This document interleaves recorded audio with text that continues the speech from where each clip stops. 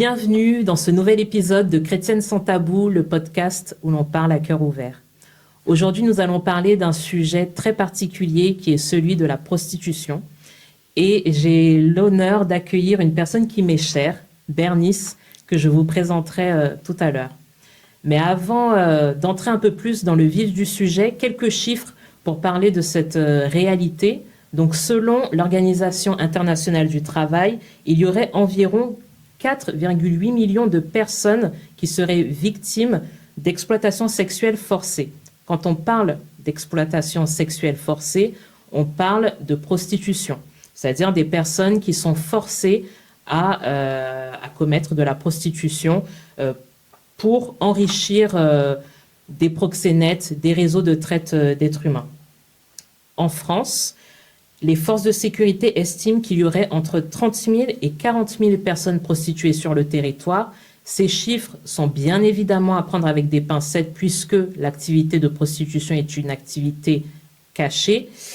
Et parmi ces personnes prostituées, 85% sont des femmes et plus de 90% sont étrangères.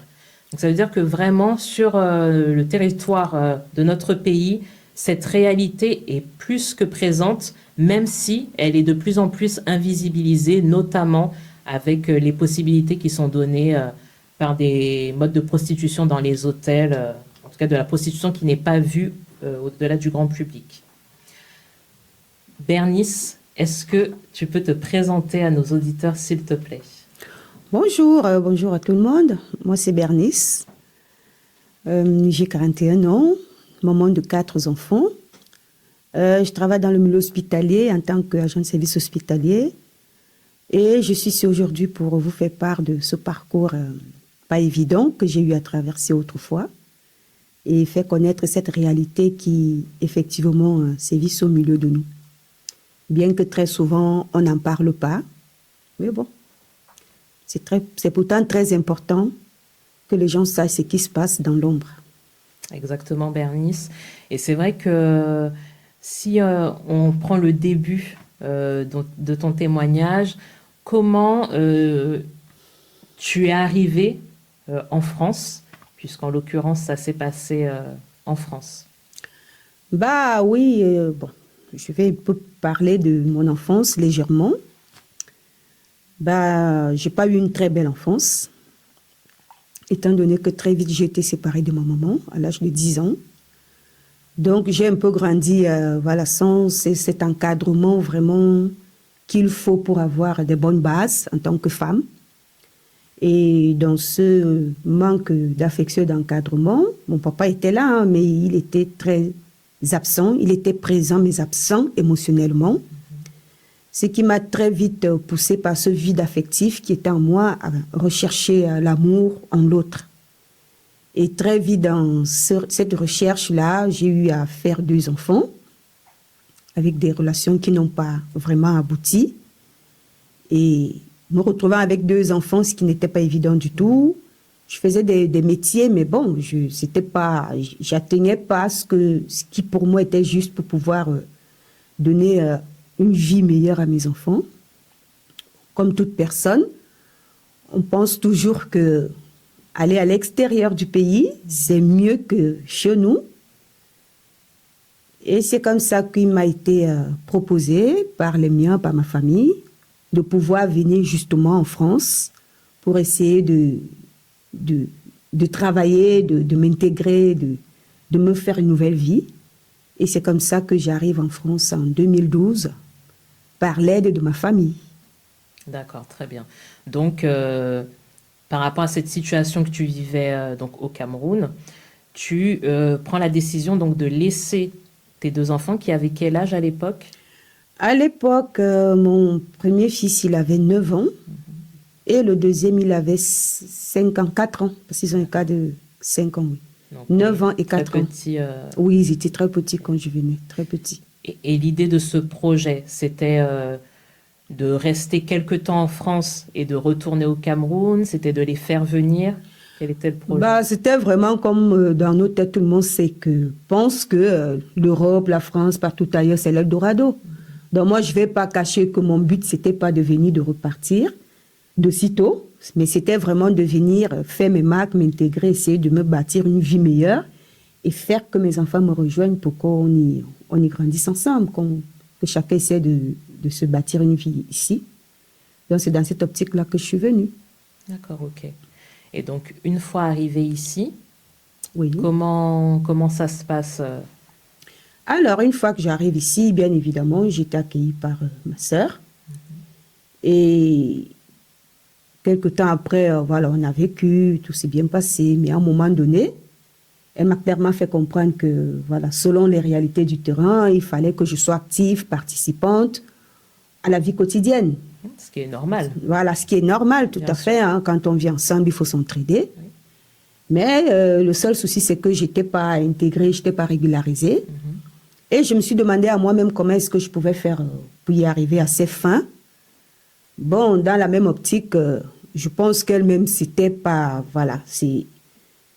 Elle m'a proposé, voilà, par exemple, ce que je pouvais faire. Elle m'a proposé ce chemin-là de la prostitution. Bon, n'ayant vraiment pas le choix, étant donné qu'il fallait que je participe à la vie active quotidienne, et je me suis retrouvée à me prostituer. Ok. Alors, c'est vrai que la prostitution, c'est un sujet qu'on a déjà beaucoup abordé ensemble, parce qu'on a servi ensemble dans ce domaine-là. Et on sait les idées qu'il peut y avoir préconçues sur les personnes qui se prostituent. Et clairement, là, la question que peut-être nos auditeurs ont, quand tu dis elle t'a proposé la prostitution, mais on sait qu'il existe autre chose. Par exemple, faire du ménage, travailler dans les restaurants. Qu'est-ce qui fait qu'à ce moment-là, tu t'es dit, c'est ma seule et unique solution? C'est pas forcément que je me suis dit. C'est comme je dis, je suis arrivée, je n'étais pas intégrée, je ne connaissais pas les lois de la France, je ne connaissais pas comment est-ce que ça se passe. Bon, peut-être qu'elle non plus ne connaissait pas, je ne peux pas savoir. Bon, moi, je me dis, dans la vie, on donne que ce qu'on a. Pourquoi c'est forcément ce chemin qu'elle m'a proposé? Je ne saurais jamais vraiment le dire. Mais moi, dans mon cas, je ne pouvais rien faire parce que je n'étais pas intégrée. Voilà, j'avais peur de tout. Je pouvais, voilà, je connaissais le fonctionnement ici. Ouais. Donc, pour moi, c'était le chemin. Et puis, j'ai fait confiance. Et je me suis dit, voilà, j'avais confiance. Et plus, d'autant plus pour moi, je trouvais logique que je puisse participer aux tâches. Alors, je me suis dit, c'est le seul moyen que j'ai pour pouvoir être utile aussi, voilà, pour mon propre bien et pour elle, pourquoi pas. Okay. Et quand elle t'a donc fait cette proposition, quelle a été ta réaction? Est-ce que c'est quelque chose... Alors, je sais que dans peut-être certaines familles, moi, dans le cadre de mon travail, j'ai pu en rencontrer où la prostitution, c'est quelque chose, je ne vais pas dire de normal, mais c'est une solution parmi tant d'autres pour s'en sortir. Tout à fait. Ça fonctionne comme ça, dans certains cercles familiaux, dans certains réseaux. Là, comment tu as réagi? Est-ce que c'est quelque chose, dans ta famille, vous aviez l'habitude d'en parler ou de savoir qu'un tel a recours à cette pratique? Ou est-ce que c'est quelque chose vraiment, jamais entendu parler de ça? Comment tu as reçu cette proposition? Moi, personnellement, je ne l'ai pas bien reçue. Parce que la prostitution, elle existe. Plusieurs ont toujours l'habitude de dire que c'est le plus vieux métier. Donc, celui qui dirait qu'il n'est pas au courant que la prostitution existe, c'est... Voilà.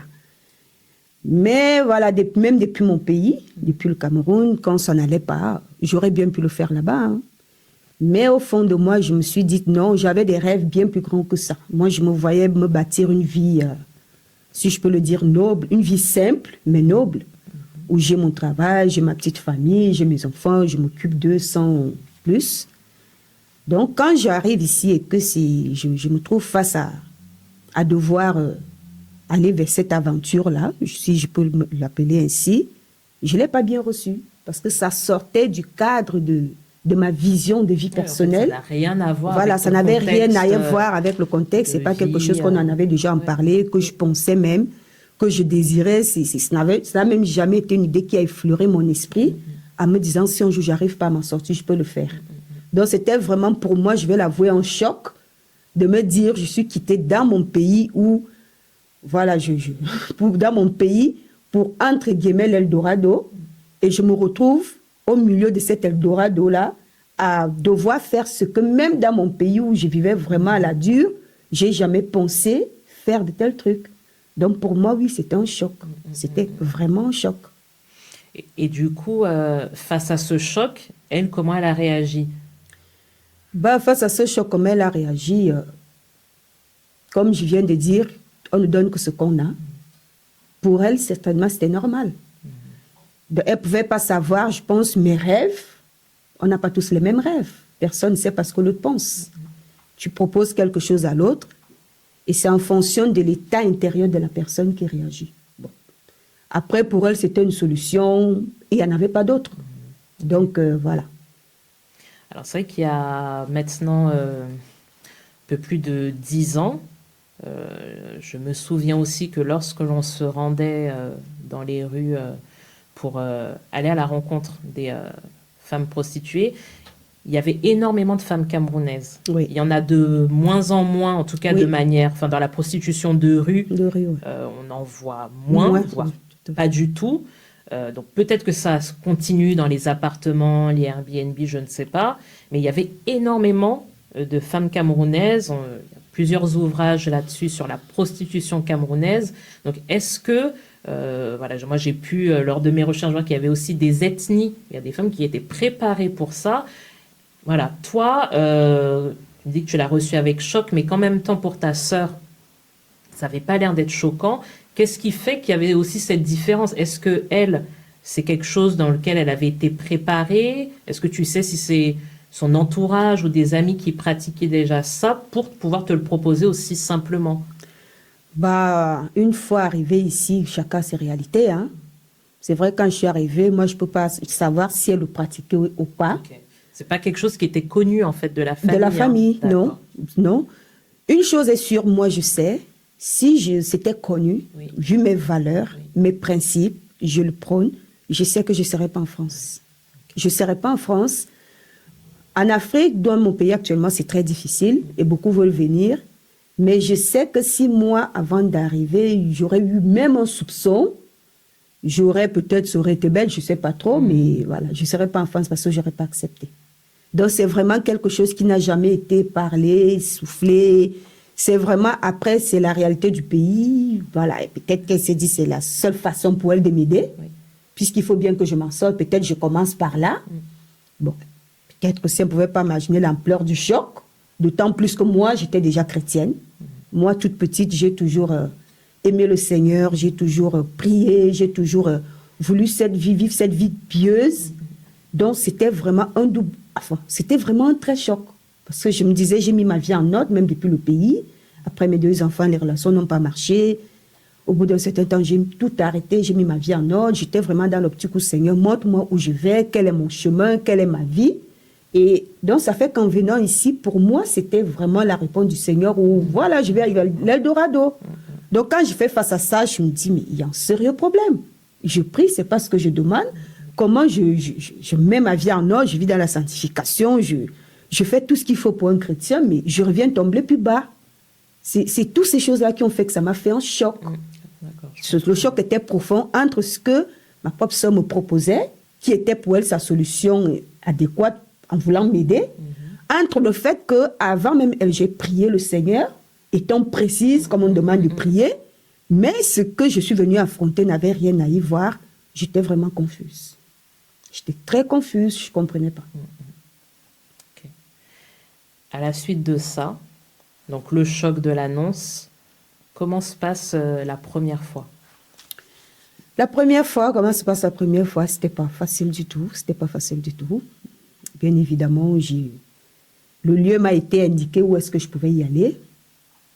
Et quand je suis arrivée, bien évidemment, bon, comme moi je dis, je le prends comme une aide. Hein. Pour elle, c'était forcément une aide. Je n'en sais rien. Je ne suis pas dans sa pensée. Et une fois que j'arrive dans les lieux, je l'ai au téléphone, ma sœur, et elle me présente un lieu à partir du téléphone parce qu'apparemment, je pense qu'elle peut-être elle aurait dû faire un tour avant moi. Donc elle connaissait le secteur oui, et elle t'a indiqué un lieu précis. Oui, voilà, elle m'a dit un lieu précis, là, c'est là où tu vas te mettre pour t'éviter les ennuis. Et voilà, il y avait une petite pierre là, Je mentionne cette partie-là parce que c'est vrai que peut-être dans sa façon de vouloir m'aider, elle a eu des mots qui m'ont heurté aussi beaucoup ma sensibilité. Il y a des bornes qui sont dans les rues là, et elle m'a dit, voilà la borne là, tu vas te mettre dessus, c'est ça qui sera ton bureau. Et ce mot-là m'a vraiment heurté. Je n'ai pas compris comment est-ce qu'une borne de la rue pouvait être le bureau de quelqu'un. Ce mot-là m'avait vraiment heurté. Ça m'a heurté et ça m'a fait... Oui, c'était très humiliant pour moi de me dire... Bureau, Voilà, un bureau, ça se résume à une pierre au bord de la rue. C'était fort. Bon, je ne sais pas si c'était intentionnel ou elle ne mesurait pas l'ampleur, mais c'est un mot qui m'avait fortement heurté, rabaissé et humilié. Donc, après ça, bon, le premier soir, ce n'a pas été évident. C'est pas été évident. En plus, j'étais nouvelle. J'avais forcément beaucoup de personnes qui m'interpellaient parce que, voilà, c'est une nouvelle personne. Mais moi, quand tu me dis ça, je me dis, mais comment, là, tu arrives donc sur ce fameux bureau, les gens viennent te voir, mais est-ce que tu connais les codes? Parce que c'est un monde qui est très codifié, la prostitution. On sait très bien, voilà, les personnes, la manière dont elles se présentent, comment elles donnent leurs tarifs, etc. Mais toi, est-ce que tu connaissais les tarifs? Est-ce que tu savais, là-bas, c'est le quartier, je sais pas, de tel réseau, il faut pas aller là-bas? Est-ce que tu savais comment être en sécurité? Parce que les femmes nous disent, par exemple, elles vont pas n'importe où avec tout le monde, elles ont toujours des systèmes aussi pour se protéger. Voilà. Ah non, moi je suis allée, j'étais vraiment novice, j'avais pas de sécurité, j'avais rien, comme je dis, j'avais rien. Mais ce jour-là, il y avait une amie, justement, une connaissance, ma sœur qui était dans les lieux, et elle a bien voulu me prendre sous son aile. C'est elle qui, bon, si je peux appeler une sécurité, c'est elle qui essayait d'avoir l'œil sur moi, de me dire comment faire, de me méfier de telle personne. Si je vois quelqu'un comme ça, c'est vraiment sur les lieux, voilà, qui m'a un peu initié. C'était vraiment sur les lieux, sur l'instant qu'elle essayait de... Mais vraiment, c'est un monde où tu n'as pas de sécurité. C'était une femme. Voilà. On estime que tu connais les hommes, tu fais comme avec les hommes, sauf que voilà, toi, tu choisis en apparence. Tu essaies d'utiliser ton instinct. Après, voilà. Dans les tarifs, oui, c'est cette amie-là qui essaie de me dire comment est-ce que ça fonctionne. Mais pas plus que ça. Après, j'ai dû moi-même commencer à me débrouiller. Okay. Donc, premier soir, j'imagine que c'était la nuit, tu rentres. Oui. Comment ça se passe? Comment tu te sens après cette première nuit? Je me sentais... Je ne me sentais pas bien du tout. J'avais l'impression d'être descendue aux enfers. Voilà, j'avais l'impression d'être descendue très bas. J'avais l'impression d'avoir été tuée. J'avais l'impression je ne sais pas, d'avoir été dépouillée. J'avais l'impression, j'avais toute forme de mauvaises pensées En fait, rien que ce même soir, j'ai perdu mon estime de soi. Rien que ce soir, j'ai perdu mon estime de soi. À me retrouver aller avec quelqu'un que je ne connais pas, pour quelques billets d'argent, pour quelque chose que je n'ai jamais pensé. Je peux dire personne ne me forçait, comme on dit, mais en même temps, j'étais forcée parce que je n'avais pas le choix. Mentalement, je devais me soumettre à le faire. Donc, tu as été forcée. Forcée, ce n'est pas forcément te prendre par le bras et t'amener et te surveiller. Il y a une emprise. On parle souvent du phénomène d'emprise dans les violences conjugales, mais ça existe aussi. Si on peut le dire ainsi. Donc, rien que ce soir, moi, je me suis sentie anéantie, quoi. Anéantie. J'ai perdu mon estime de soi. De toutes les façons, depuis ce premier soir jusqu'au jour où j'ai vraiment arrêté de me prostituer, il n'y a pas un seul jour que je n'ai pas pleuré. Les larmes étaient mon quotidien, en fait. Je pleurais parce que je ne comprenais pas, je voulais comprendre. Pourquoi je suis en arrivée là? Pourquoi? Plein de questionnements, comme je dis, par rapport à ma sœur elle-même. Pourquoi il n'y a que ça? Et dans ma nature, je ne parle pas. Là, je m'exprime, mais dans ma nature, je ne parle pas beaucoup. Je suis quelqu'un qui prend beaucoup. Tu vas m'offenser, c'est très difficile que je te le dise. Et même quand j'essaye, si je ne me sens pas compris, je me tais, je prends sur moi. Donc, du moment où voilà, j'ai essayé de faire comprendre que je ne voulais pas le faire et que je n'ai pas été écoutée, j'ai compris que je devais le faire, donc je me suis tue. Donc tout ce qui m'arrivait, je prenais sur moi. D'accord, oui, tu n'es pas arrivé peut-être en pleurs à la maison, Non, non, attendant non. que ta sœur peut-être te réconforte, te Non, console. jamais, non. Non, non, non, je D'accord. suis jamais arrivée. Puisque pour toutes les façons, je devais le faire. Il fallait que il n'y avait pas d'autre solution, il n'y avait pas d'autre moyen. Il fallait que je m'implique pour, voilà, pour apporter le pain quotidien. Voilà. Il y avait un but précis. Ouais. Donc, je ne suis pas arrivée en pleurs. Oui, je pleurais dans la rue, je pleurais quand je partais, quand je finissais, quand je rentrais. Mais pas là-bas dedans. Mais visiblement, ça se voyait que ça n'allait pas parce que j'étais triste. Je n'étais pas la même personne. J'avais le visage... Quand c'est pas bien à l'intérieur, ça se voit. Bien sûr, Donc, bien sûr. c'était pas... Et donc, tu te prostituais à quelle fréquence? J'y allais 3 fois par semaine. Ok. J'y allais 3 fois par semaine.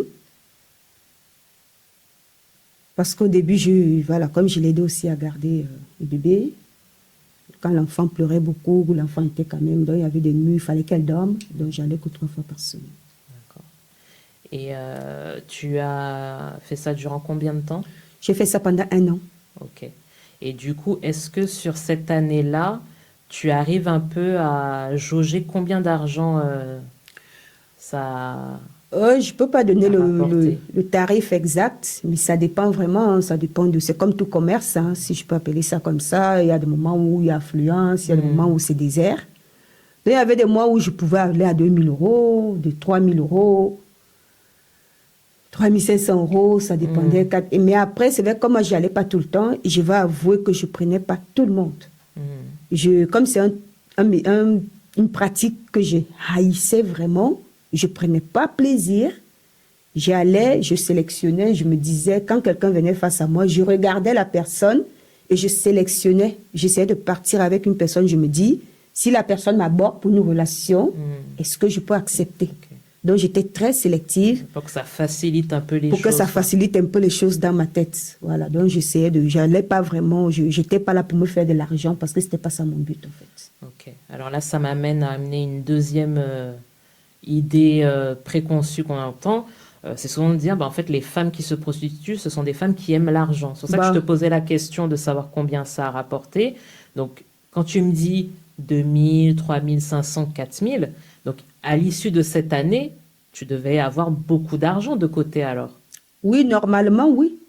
Normalement, oui. Alors pourquoi le normalement? Oui, mais tout mon argent, je l'ai envoyé au pays parce qu'il y avait des responsabilités. J'avais laissé mes enfants, il fallait que je m'occupe de la famille. J'avais des amis. De toutes les façons, quand tu viens ici, tout ce que tu laisses derrière, pense que enfin, tu es arrivé et que tu baignes dans des sous et que tu dois t'occuper ou aider tout le monde. Donc, c'est vrai que ce que je gagnais, oui, j'apportais la participation qu'il fallait à la maison comme je pouvais, mais le reste, j'avoue que je dilapidais. Personnellement, c'était un argent que je ne voulais même pas garder avec. En fait, je haïssais cette pratique, mais au plus profond de mon âme, en fait. Ça fait que c'était un argent, quand je le recevais, j'avais tout de suite envie qu'il parte. Dans ma tête, je voulais rien bâtir avec cet argent-là. Okay. Donc, je préférais, si je peux appeler ça comme ça, faire des dons, partager, aider mes amis, aider la famille, aider. Ça fait que même le jour où j'ai arrêté, je vous le jure, je vous promets, je n'avais même pas 1 euro de côté venant de cet argent. Ah non. Parce que pour moi, c'était comme si je gardais une partie qui m'accompagnait vers la suite. Mais pour moi, il fallait couper le lien pour recommencer vraiment à zéro. Donc, je suis sortie de cette vie, même pas avec 1 centime de cette pratique-là. Okay. Même pas.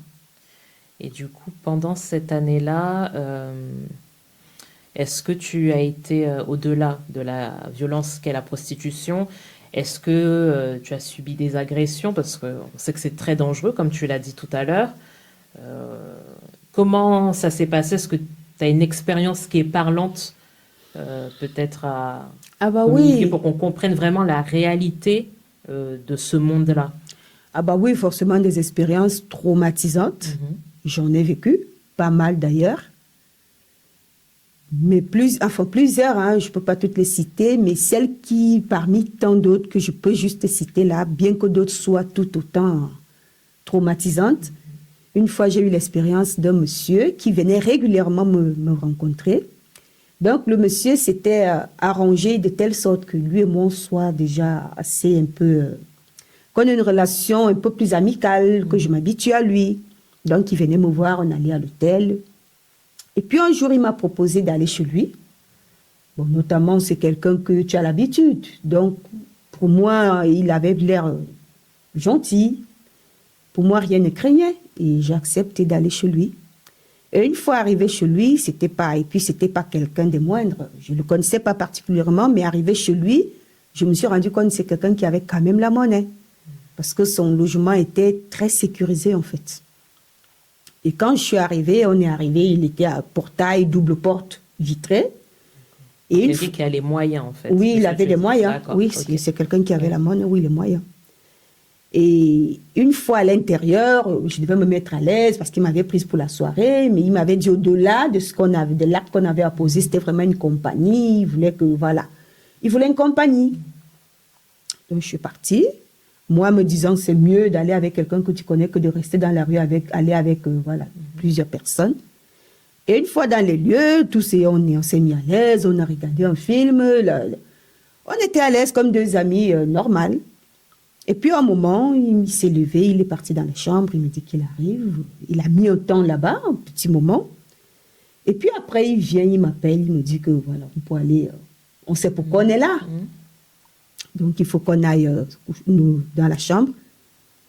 Et quand j'arrive dans la chambre, je me lève, je le suis, bien évidemment. Quand j'arrive dans la chambre, je trouve un chien, un berger allemand, qui était positionné sur le lit, qui m'attendait. En fait, quand j'ai vu le chien, la peur, la terreur, la panique, inconsciemment, j'ai crié « Jésus ». J'ai dit « Seigneur, je ne veux pas mourir ». Tout de suite, j'ai vu la mort. C'était un chien énorme. Et j'ai dit « Seigneur, je ne veux pas mourir inconsciemment ». Dans la panique, les larmes, ce nom de Jésus, c'est après que j'avais compris, hein. Le chien a commencé à aboyer. Plus le monsieur me faisait entrer dans la chambre pour aller me mettre, plus le chien aboyait. Le chien aboyait. Le chien aboyait au point où il reculait. Il n'a pas compris le geste. Il a tout fait pour essayer de calmer son chien. Le chien aboyait. Il m'a fait ressortir. Il est resté avec son chien. Bon, je pense qu'il essayait de calmer son chien. Je ne sais pas tout ce qu'il a fait là-bas, mais j'étais comme ça, terrifiée. Au bout d'un moment, le chien s'est calmé. Il est revenu me prendre. Puisque je n'avais pas le choix. Je suis entre le marteau et l'enclume. Je suis dans un lieu. Je ne pouvais même pas. Je dois qu'obéir. Quand je rentre dans la chambre, une deuxième fois, le chien se remet à aboyer. Donc, à ma vue, le chien se remet à aboyer. Et sur parce qu'il y avait une petite table dans sa chambre, il y avait l'arme qui était posée. Ah, il avait une arme. Il y avait une arme qui était posée comme pour me dire, il ne me force pas, mais je sais ce que j'ai à faire. Donc, pour ne pas... Donc, l'arme est posée là, tu la vois, et puis tu dois obéir. Et le chien commence à aboyer, à aboyer, à aboyer. Une deuxième fois, il me refait sortir. Il reste avec son chien. Il recalme son chien, il recalme son chien. Il revient me chercher 3 fois. La 3e fois, le chien, dès qu'il me voit, il recommence à aboyer. Donc, en fait, là, on voit que ça ne pouvait pas fonctionner. Ça ne pouvait pas fonctionner. Et qu'est-ce qui s'est passé? Est-ce que tu as pu t'enfuir? Non, je n'ai pas pu m'enfuir. Au troisième coup, plus il me poussait, plus le chien aboyait. Plus il me poussait vraiment vers le lit, le chien est descendu du lit. Et il s'est mis dans une colère. Il est devenu furieux. L'homme, hein? L'homme. D'accord. Il m'a dit, c'est jamais arrivé. Chaque fois qu'il amène quelqu'un, il réussit. Donc, son objectif, c'était que moi, j'ai je sais pas, c'est des rapports, c'est des ébats, je sais pas comment je peux appeler, avec le chien, pendant que lui nous observe, et c'est là où il prend son plaisir. Ouais, donc là, quand tu nous décris quelque chose comme ça, on voit vraiment comment dans la prostitution, en fait, on détruit, on nie totalement l'âme de la personne. Enfin, ah bah oui. En fait, il n'y a plus d'humain, il n'y a plus de sentiments, il n'y a plus de dignité, de respect. Là, en fait, il n'y a que le plaisir qui domine. Il n'y a que le plaisir qui domine. Et je dis vraiment qui domine. Qui domine, et après, peu importe, en fait, ce qui advient. On s'en fout. Ça, c'est vraiment... alors, c'est pas, quand je t'ai posé la question d'une expérience, vraiment pour que je précise aussi à nos auditeurs, on n'est pas là pour vers du voyeurisme ou partager des choses salaces. L'idée, c'est vraiment que vous puissiez comprendre déjà la force du témoignage de Bernice, de voir comment le Seigneur, à un moment, même dans une situation comme celle-ci, parce que quand tu nous décris ça, on se dit, mais c'est horrible de se retrouver là, dans ce lieu-là, on se dit, mais non, enfin, c'est pas possible. C'est pas possible. Et même là, dans cette chambre-là, Jésus était là. Jésus était là. Jésus était Jésus là. était Et là. c'est vrai que, bon, on va poursuivre là sur la suite de ton témoignage, mais c'est important qu'on puisse comprendre aussi vraiment la miséricorde de Jésus envers nous. Tout à fait. Il va nous chercher Au plus profond. plus profond. Tout à fait. C'est parler de ces choses-là. Je te connais, donc je sais. C'est des choses que tu cries sur les toits. Et évidemment, il n'y a pas de raison, mais tu te rends compte vraiment comment le Seigneur nous aime. Ouais, Quel humain peut aller te chercher là? c'est ça.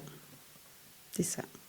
Ou sur ces 1 an avec cette situation-là qui a été très marquante, qu'est-ce qui s'est passé à l'issue? Donc, quand tu es sorti de cette maison, comment tu t'es senti? Parce que tu nous as déjà dit que la première expérience, plus d'estime de toi. Là, on te propose quelque chose comme ça. Bah, ça n'a fait qu'approfondir ma descente aux enfers, si je peux le dire comme ça, puisque j'avais même plus d'estime de soi. Et là, je me rendais compte à quel point est-ce que je suis vraiment livrée à tout vent, à n'importe quoi, n'importe qui. Enfin, j'avais plus de dignité, j'avais pas de vie, j'étais personne, j'étais rien, je vivais pour, je sais pas. Et ces expériences, ces multi-expériences m'ont même d'ailleurs poussé à un certain moment, je supportais plus le poids de ces expériences traumatisantes qu'à 2 reprises, j'ai fait une tentative de suicide. À 2 reprises, j'ai failli tout arrêter en me jetant sur le quai du Saône, là, à 2 reprises. Et même là encore, Jésus y était. Hein. Même là encore, parce qu'à toutes les 2 fois quand je suis partie, au moment où j'étais sur le point de le faire, j'entendais audiblement une voix qui me parlait. Mais cette voix me parlait, elle utilisait ce qui faisait mon point faible, c'était mes enfants, que j'avais laissés en Afrique. À 2 reprises, quand j'étais sur le pont, j'entendais cette voix qui me disait, même si tu ne te sens plus utile à toi-même, les 2 enfants que tu as mis au monde, si tu n'es pas là aujourd'hui, qui en prendra soin? Donc, c'était une voix qui me disait clairement, même si tu es folle, même si tu es comment, vaudrait mieux que tu sois en vie parce que ta simple présence donne espoir à tes enfants, même si toi-même, tu n'as rien à leur apporter. Et à 2 reprises, c'est vraiment... Et quand cette voix se faisait entendre, elle était tellement forte que tu avais l'impression qu'à l'entendre, elle te liait, elle t'empêchait d'aller jusqu'au bout de la pensée noire qui me poussait à le faire. Et sur cette période, Bernice, est-ce que tu allais à l'église ou est-ce que tu étais en lien avec des chrétiens? À cette époque-là, non, je n'étais pas en lien avec les chrétiens. J'allais à l'église, mais je n'avais pas de lien avec des chrétiens particuliers. J'allais à l'église, je faisais même des prières de délivrance. Hein. Mais après la délivrance, je repartais à la prostitution. Parfois, avant d'aller, je m'arrêtais à l'église, je prie, je donne mon offrande. Mais après, parce que je n'avais pas le choix, il fallait que j'y aille. Donc, je n'avais pas encore de lien précis avec un chrétien pour que je puisse lui expliquer ma situation. Donc, je la vivais toute seule. Oui, donc personne ne savait ce qui se passait. Non, personne ne savait. Personne, jusqu'au jour où un soir, je suis sortie comme tous les autres soirs. Et pendant que j'étais là, j'étais vraiment, ce soir-là, je venais même de faire ma 2e tentative de suicide. Et je pense que ça devait être quelques jours après. Hein. J'étais là un soir et puis j'étais assise même, parce que ce jour-là, je ne voulais même pas du tout pratiquer. J'étais au bord des larmes. Et à un moment, j'étais assise, je pleurais. Je lève la tête, j'ai vu des personnes devant moi. Je ne sais pas de quel côté ils étaient venus. Hein. Il y avait 5 personnes qui se sont mises devant moi, avec des sourires, tout jovial, tout rayonnant, tout très apaisé, et qui se sont présentés à moi, qui m'ont dit qu'ils sont là pour parler de Jésus, pour me dire que Jésus m'aime, que ce que je fais, il n'aime pas ça, que... Je lui ai clairement dit, oui, je sais qu'il n'aime pas ça. Moi-même, je n'ai pas envie de faire ça. Mais depuis que je l'appelle, je ne le vois pas. Il est où? Et les personnes m'ont dit qu'ils sont de l'association Alliance de l'Espérance, qui sont là pour une maraude, justement pour accompagner des jeunes femmes qui sont dans la prostitution, pour leur parler de Jésus, de ce qui doit être fait ou pas. Et on a bien échangé ce soir-là. Hein, et on a laissé des numéros de téléphone et ils sont partis. C'est vrai que quand je les ai vus partir, j'avais encore été plus dessus.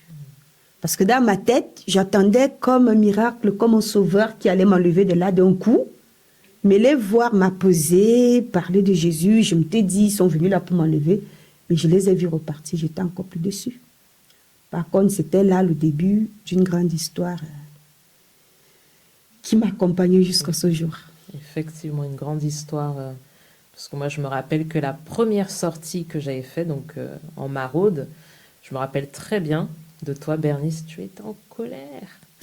On venait te parler, tu étais en colère. Je me rappelle exactement le trottoir où tu étais, la rue. Je me suis dit, oula, moi qui débute là-dedans, bon, si elles sont toutes en colère comme ça, tu étais très, très, très en colère. Et, il me semble qu'il y avait peut-être une démarche ou je sais plus, quelque chose qui t'avait rendu en colère avant de venir. Donc, tu voulais pas trop parler. Tu avais quand même accepté, je sais plus si tu avais offert du café, je sais plus quoi.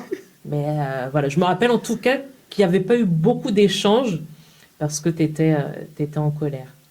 En tout cas, d'où l'importance que les chrétiens aillent aussi dans ces endroits-là. Tout à fait.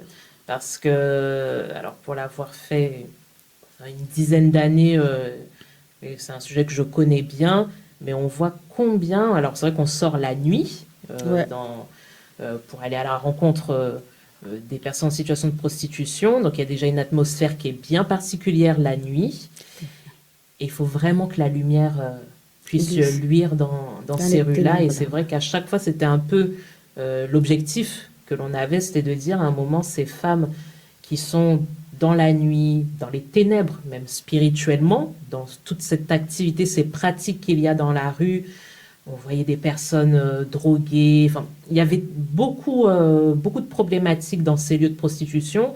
L'idée, c'est de dire, mais en fait, Jésus, il y va. Il y va, ouais. Il est là. Avant même que nous, on y aille, il était déjà là, d'ailleurs. Tout à fait. C'est vraiment important aussi que dans l'Église, on puisse avoir à cœur les publics qui parfois nous paraissent peut-être les plus éloignés, mais qui ont d'ailleurs le plus besoin, tout à fait, parler de Jésus. Tout à fait. Ok Bernice, et du coup là c'est vrai qu'on arrive petit à petit sur la fin de ton témoignage. Donc tu fais cette rencontre avec des chrétiens, tu chemines. Oui.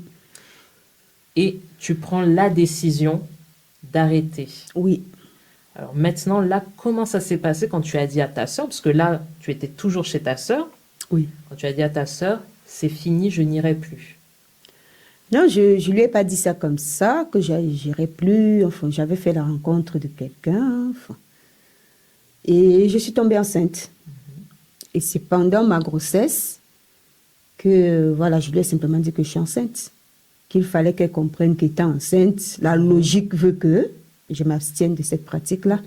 Donc, bien évidemment, ça n'a pas été évident parce que ça se voyait, enfin, c'était vite vu que je n'aurais plus je pourrais plus participer à la vie quotidienne.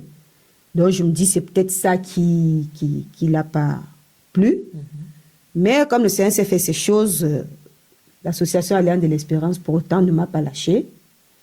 Elle a continué dans cet accompagnement-là, à m'aider à être utile, à participer à cette vie quotidienne, en faisant des courses, en me donnant quelquefois de la monnaie. Bref, ça ne s'est pas arrêté. Bon, peut-être que j'avais plus de grands apports comme autrefois, mais au moins, quand même voilà, je continue à contribuer jusqu'à ce que j'ai eu 6 mois de grossesse.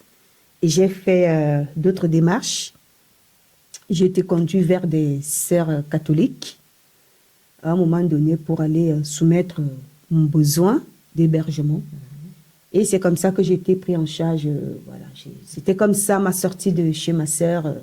Les sœurs catholiques qui m'ont envoyé chez des femmes, les sœurs catholiques de Lyon 2, qui m'ont prise, et puis la Maison du Rhône a pris la suite. Okay. Donc après, là, tu es rentrée je suis entrée dans le cycle, on va dire dans le cheminement du parcours de sortie, de la prostitution. Alors, pas celui de la loi, parce qu'il n'existait pas encore tout à fait. À l'époque. Mais en tout cas, là, tu as commencé à être accompagnée et donc à trouver des hébergements jusqu'à l'appartement. Jusqu'à ce que j'ai l'appartement, voilà. Donc, pendant 6 ans, vraiment, j'ai tourné hébergement sur hébergement. Pour autant, l'alliance était là, hein, parce que l'État ne me donnait pas, il s'occupait de l'hébergement, beaucoup plus. Mais en ce qui concernait ma nutrition, voilà, c'est vraiment l'Alliance de l'Espérance qui s'occupait de ça. Tout ce qui était de mes papiers, les titres de séjour, mes thèmes et autres, c'est l'Alliance de l'Espérance qui a tout fourni. Donc, j'avais cet accompagnement des deux côtés qui faisait que, et plus mes enfants qui étaient au pays, l'Alliance aussi m'aidait pour continuer à prendre soin d'eux depuis là-bas parce que j'avais plus qu'un revenu, je ne travaillais pas. Une femme enceinte sur le point d'accoucher, j'avais rien. Donc, jusqu'à ce que je puisse avoir mes papiers, que je commence à avoir encore des petites aides de l'État, enfin, les aides de l'État, notamment le RSA et autres, c'est l'Alliance de l'Espérance qui s'occupait en grande majorité de me soutenir dans ce parcours-là. Okay. Et là, Bernice, donc, une fois que tout cet accompagnement a abouti à l'appartement, tu as obtenu ton titre de séjour. Oui. Qu'en était-il des enfants restés au pays? Parce que là, tu parles de 6 ans, on a compris 1 an de procédure, donc ça fait déjà 7 ans. Pendant combien de temps tes enfants sont restés au pays? J'ai fait 12 ans. On est restés séparés 12 ans. Ce qui est énorme. Ce qui est énorme. Dans ces 12 ans-là, on a vécu beaucoup de péripéties, beaucoup d'épreuves, beaucoup de difficultés. Et vraiment, par la grâce de Dieu, ce n'est que par la grâce de Dieu qu'on s'est en sorti. Parce que mes enfants sont arrivés à me rejoindre l'année passée. C'est vrai que moi-même, quand je les ai vus, c'est des enfants que moi-même, je respecte. Je respecte mes enfants. Ce sont mes enfants, mais je les respecte beaucoup. Parce que pour 2 petits-enfants qui sont restés, étant donné que leur vie n'a pas été rose, ils sont aussi allés de lieu en lieu, comme leur propre maman qui faisait ici. Et quand je les ai vus, j'ai vu des hommes conscients, des hommes... normalement, je me dis, des enfants comme ça, je devais trouver des enfants perturbés. Des enfants perturbés qui ont été rejetés de lieu en lieu, des enfants... Mais j'ai trouvé 2 hommes conscients, avec la tête sur les épaules, qui ont des projets, qui ont des visions, qui ont des ambitions, qui savent où ils veulent aller. Alors qu'ils n'ont vraiment eu personne pour les encadrer dans ce sens-là. À part moi-même, bien évidemment, avec la distance. Oui, je faisais ce que je pouvais. Même. Oui, avec la distance. Mais pour dire que ce que tu donnes à quelqu'un, avec la distance, et la personne qui est devant, c'est différent. Bien sûr. Puisqu'il n'y avait pas vraiment l'œil d'une très, très grande personne qui était derrière. Ils étaient libres de faire n'importe quoi, mais ils ont gardé la tête sur les épaules. Mais je pense aussi que ce qui les a aidés, c'est le fait que, moi j'avoue, je n'ai pas caché la vérité à mes enfants. Je leur ai dit tout de suite que voilà, vous êtes des enfants, mais vous devez être grands. Parce que je ne sais pas ce qui nous attend, mais il faut que vous sachiez que quelque chose que vous allez arriver, c'est à cause de ça. Et je leur ai dit ça quand je suis quittée dans la prostitution. Parce que ça a commencé un peu à battre de l'aile, puisque j'avais plus de moyens, je ne pouvais plus aider. Forcément, les gens qui sont habitués que tu les aides, quand tu donnes plus, ils se posent des questions. Voilà. Après, c'est là où tu vois aussi le vrai visage des gens. Donc, ça a commencé à battre beaucoup de l'aile dans mes relations. D'accord. Donc, ce qui a impacté la prise en charge de tes enfants, c'est ça? Oui, ça a impacté la prise en charge de mes enfants. Donc, j'ai été obligée très tôt de leur faire part de la situation pour leur permettre de comprendre et de ne pas désespérer, sachant que je me bats ici, je fais de mon mieux pour qu'ils me rejoignent. Donc, c'est vraiment cet espoir-là qui les a permis de tenir, sachant que je fais tout ce que je peux pour qu'ils viennent. Ok, très bien. Du coup, Bernice, on arrive là maintenant à la fin de ton témoignage. Si tu pouvais donner une parole, peut-être d'encouragement à une femme qui vit la même situation que ce que tu as vécu, qu'est-ce que ce serait? Ce que je pourrais dire à une personne qui vit dans la même situation, ou même avant, j'encouragerais tout le monde à avoir au fond de soi des rêves. Parce que des rêves sont pour nous comme un chemin déjà tracé. Lorsque tu sais dans la vie où tu vas aller, ce que tu veux faire, même si tu ne sais pas comment tu vas le faire, c'est déjà un chemin qui fait que lorsqu'il t'arrive de faire autre chose, au fond de toi, tu sais que tu es dévié de ta trajectoire. Moi, personnellement, c'est ce qui m'a aidé. Comme je dis, la vie que je mène aujourd'hui, c'est elle que j'aspirais à vivre. Donc, ça fait que quand j'ai été conduit vers ce chemin-là, comme j'ai été conduit, j'ai tout de suite su qu'il y avait un truc qui n'allait pas parce que ça ne coïncidait pas avec mes idées propres, mon désir profond. Donc, ce que je conseillerais aux femmes, c'est d'avoir des rêves et des ambitions propres pour ne pas se laisser conduire à tout vent. Ça fait que lorsque quelqu'un te proposera, tu pourras peser le pour et le contre. Ok, très bien. Très bien. Et du coup, quand tu parles de rêve, quelle est la place du Seigneur Oui, là-dedans? Parce que quand tu dis, toi, tu avais quelque chose dans ton cœur, est-ce que c'est quelque chose que tu as reçu de la part du Seigneur en disant, voilà, moi, je sais, j'ai cette conviction que ce que je vis là, ce n'est pas la volonté du Seigneur, ce ne sont pas les projets de bonheur et de paix. Oui. voilà, que le Seigneur a pour moi. Voilà. Quelle est la place du Seigneur dans ces rêves-là? Bah après, ce que je vais dire, c'est que bon, je connaissais le Seigneur, mais je ne connaissais pas forcément la parole. Hein. Mais comme on dit, le Seigneur nous dit dans sa parole que lorsque tu étais dans le sein de ta mère, je te connaissais. Je connais les projets que j'avais déjà réservés pour toi. Donc quand je dis mes rêves, oui, je dis mais je sais que c'est le Seigneur qui avait déjà ce chemin tracé là en moi pour que je le suive. Je ne peux pas dire que ça venait de moi, parce que c'était tellement fort que même au moment où il fallait quitter dans la prostitution, je l'ai fait avec une telle force, une telle rage, une telle détermination, prêt à tout, je peux le dire, piétiner sur mon chemin. En fait, j'avais une pensée à moi, c'est soit j'atteins ce qui brûle en moi, c'est soit je meurs en fait. C'était non négociable. Et je pense que, oui, il y a une autre parole qui dit le Seigneur peut tout faire en nous avec la force qu'il trouve en nous. Mais cette même force, c'est nous qui la donne. Donc, tout est déjà en nous de telle sorte que quand tu sors de la trajectoire que le Seigneur avait déjà tracée pour toi, tu le ressens. Bien sûr. Tu le sais. Et c'est pour ça qu'on doit être sensible à nous-mêmes, à nous écouter, à savoir nous choisir pour ne pas laisser que les autres choisissent à notre place. Bien évidemment, il peut arriver comme je l'ai fait, sans avoir le choix, mais ça prouve que même si tu es dévié, le Seigneur est capable de te ramener sur la bonne voie avec ta propre volonté. Exactement. Parce que je n'ai pas arrêté de crier à lui de refuser ce chemin, même si j'y étais, de croire que je peux vivre autre chose que ça. Et au final, je suis revenue sur la trajectoire. Le Seigneur est vraiment cette espérance vivante. Ah oui, c'est une espérance vivante. Vraiment, témoigner dans ton parcours. Moi, ce que j'aime bien à chaque fois demander à mes invités, c'est aussi 3 conseils à l'Église.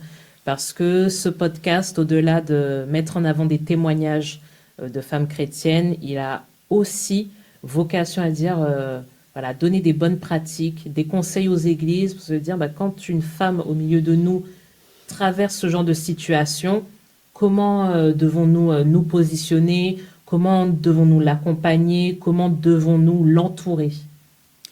Alors, le conseil que je peux donner à l'Église, comme on le sait tous, le Seigneur a tout fait par amour. Hein. La qualité première d'un chrétien, c'est d'être amour. Sans amour, quoi qu'on dise, avant l'acte, il faut qu'il se soit fait avec amour. Et maintenant, lorsqu'il y a amour, ça veut dire que c'est l'amour qui te pousse à vouloir donner du tien à l'autre.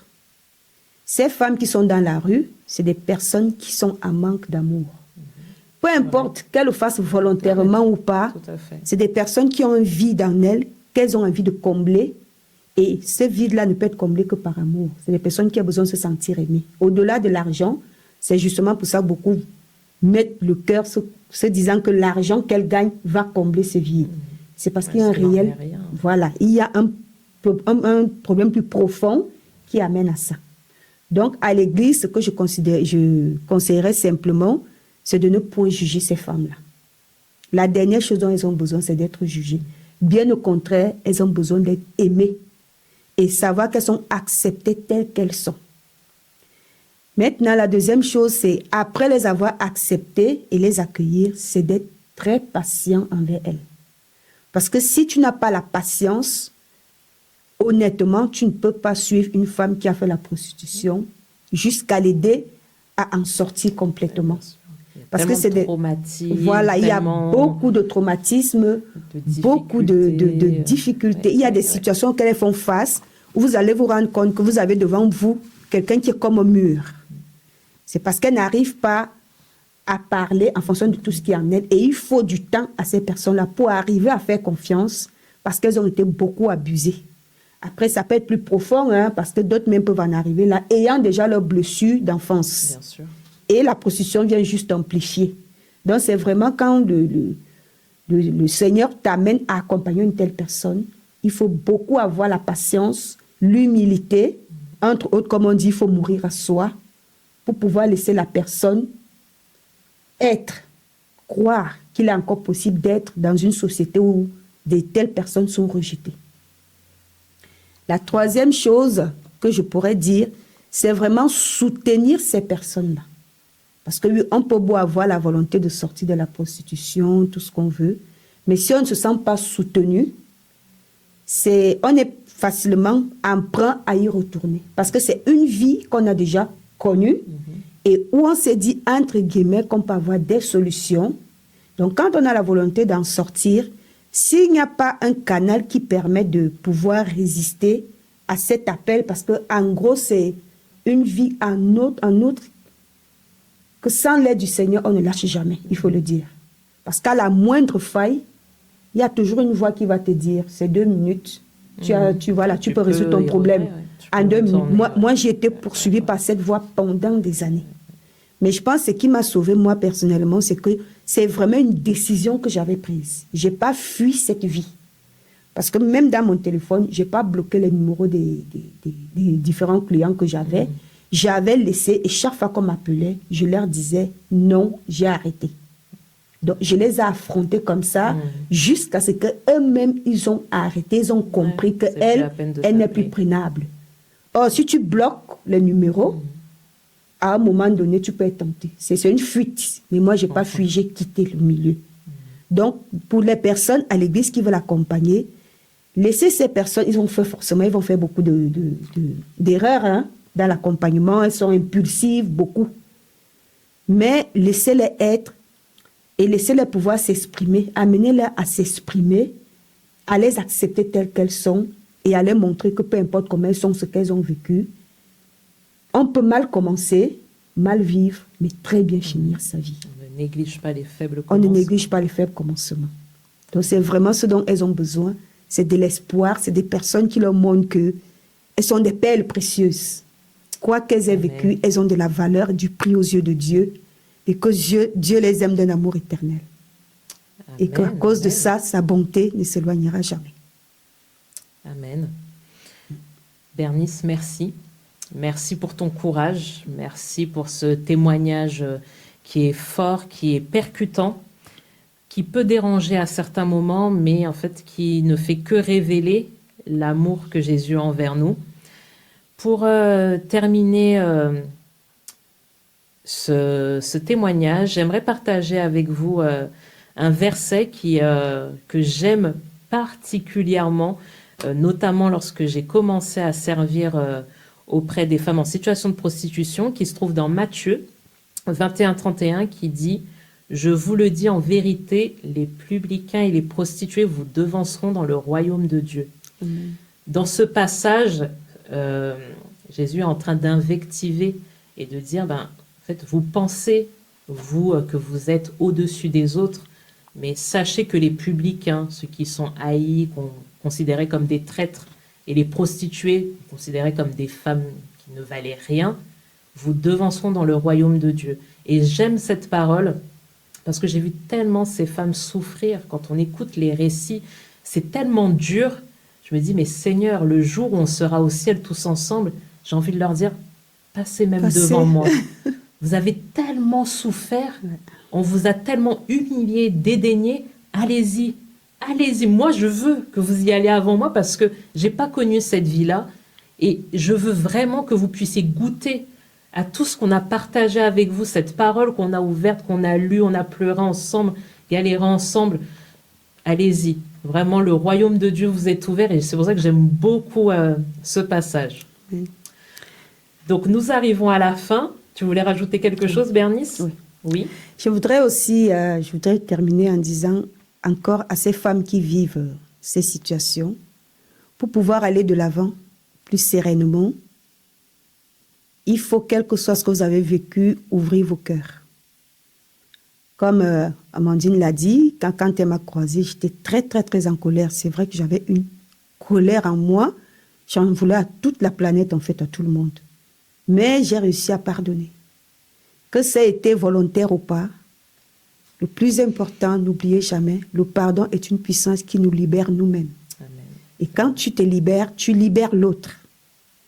Et toujours prier, quelle que soit la situation, ce qui arrive, pour toi, pour la personne qui est devant. Et la prière, vraiment, c'est une force qui nous met au-dessus de toutes les situations qu'on peut vivre.